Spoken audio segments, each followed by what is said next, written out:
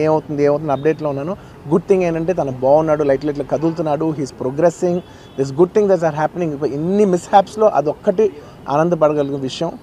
And main reason ఇవాళ ఈ press meet పెట్టడానికి మెయిన్ రీజన్ ఏంటంటే, ప్లీజ్ నేను ఎవరిని బ్లేమ్ చేయట్లేదు.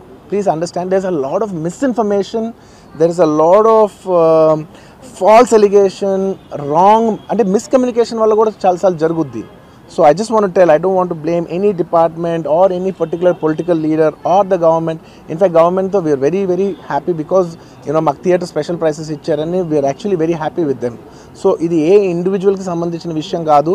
I just want to address everybody that there is a lot of misinformation. నేను ఇలా బిహేవ్ చేశాను, నేను అలా అన్నాను, నేను ఇలా చేశాను అనేది రాంగ్ ఎలిగేషన్స్ పడేసరికి I'm feeling extremely, how do you say,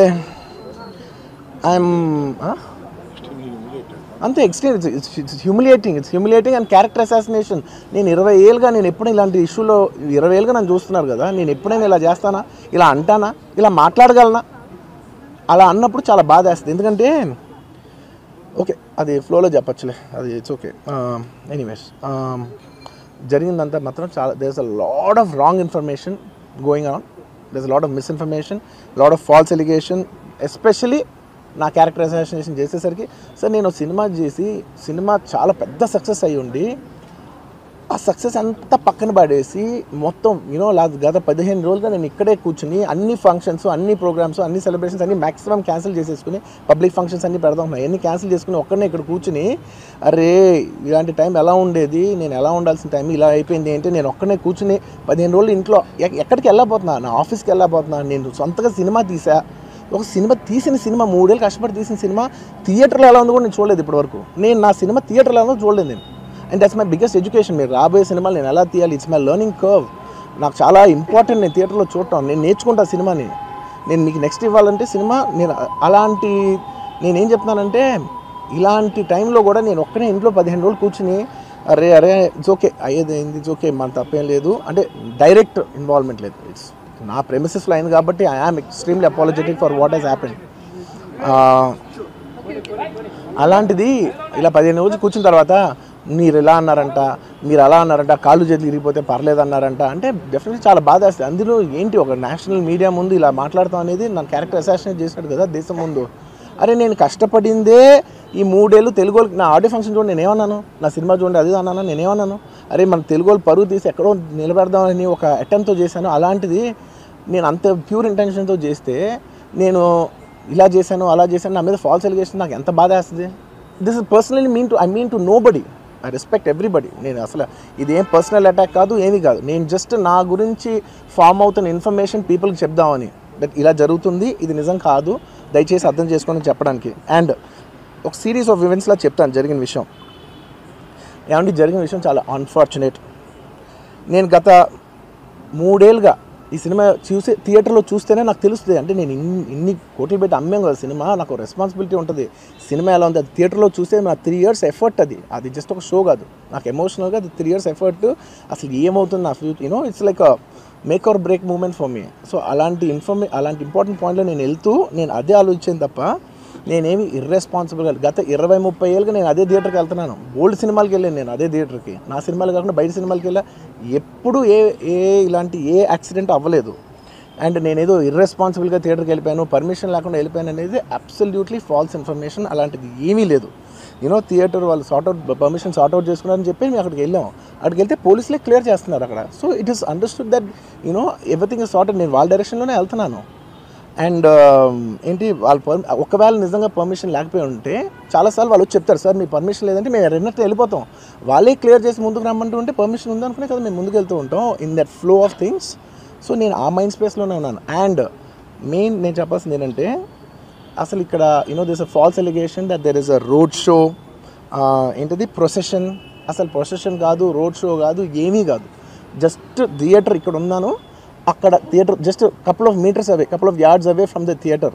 అది అసలు రోడ్ షో కాదు, ఏమీ కాదు. కార్ అలా వెళ్తూ ఆగిపోయింది. ఒక పాయింట్ తర్వాత ఎంత జనం కూడిపోతారంటే అండి, మీరు కనపడితే కానీ జనం వెళ్ళరు.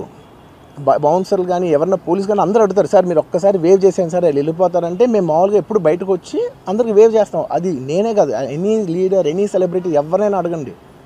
మనం వేవ్ చేస్తేనే వాళ్ళందరూ జరుగుతారు. ఓకే ఓకే చూసాం, ఒక సాటిస్ఫాక్షన్ ఉంటుంది, అప్పుడు దే స్టార్ట్ మూవింగ్ అవే. ఆ దీని మీద చేశాను. And is also respect. ఇంత వేల మంది చూస్తానికి వచ్చినప్పుడు నేను నా కార్ లోపల, టెంటెడ్ కార్ లోపల దాక్కుని కూర్చుని ఉన్నా. బట్ అంతమంది అంతమంది వచ్చినప్పుడు వాళ్ళకి ఏం కావాలి? హీరోది ఒక గ్లిమ్స్ కావాలి అంతే. అది కూడా ఇవ్వకపోతే నేను ఎంత యారగెంట్ కింద ఉంటుంది. ఇంతమంది ప్రేమ చూపిస్తే నేను కాలు కూర్చున్నారులే అనుకుంటాను నేను. అరే నేను బయటకు వచ్చి ఒక్కసారి వాళ్ళందరికీ థ్యాంక్ యూ ప్లీజ్ పదండి పదండి పదండి ఇలా అంటుంటా. మీరు చూడండి నా జస్టిస్ అని చూడండి. ఇలాంటే ఇలా పదండి అంటే నేను చెప్తేనే వాళ్ళు వెళ్తారు. అది పోలీసులు కానీ బౌన్సర్ కానీ అందరూ మేనేజ్మెంట్ అందరూ అడుగుతారు, సార్ మీరు చెప్తేనే వింటారు, ఒక్కసారి మీరు చెప్పండి అంటే మేము వచ్చి బయటకు వచ్చి ఇలా వేవ్ చేసి ఇలా అంటే వాళ్ళందరూ జరుగుతూ ఉంటారు. That is how we went into the theatre. And థియేటర్కి వెళ్ళిన తర్వాత what I wanted to say is that there's a misinterpretation అనుకోండి, misinformation అనుకోండి, false information అనుకోండి, ఏమనుకోండి, it is no road show, it is no procession. Just థియేటర్కి వెళ్తుంటే జనాలు ఎక్కువ బయటకు వస్తే జస్ట్ వాళ్ళు వేవ్ చేసి మళ్ళీ లోపలికి వెళ్ళిపోయి మళ్ళీ థియేటర్ లోపలికి వెళ్ళిపోయాం.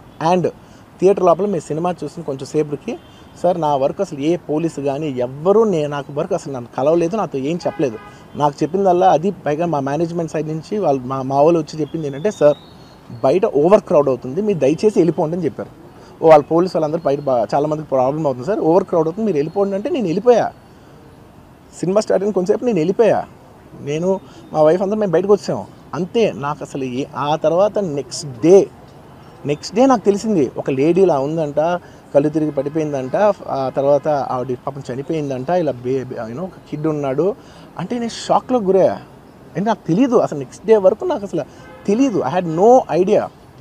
ఎందుకంటే నేను నా పిల్లోనే పక్కన పెట్టుకున్నా, నా వైఫ్ నా కొడుకు నా కూతురు థియేటర్లోనే ఉన్నారు. నాకు తెలీదు.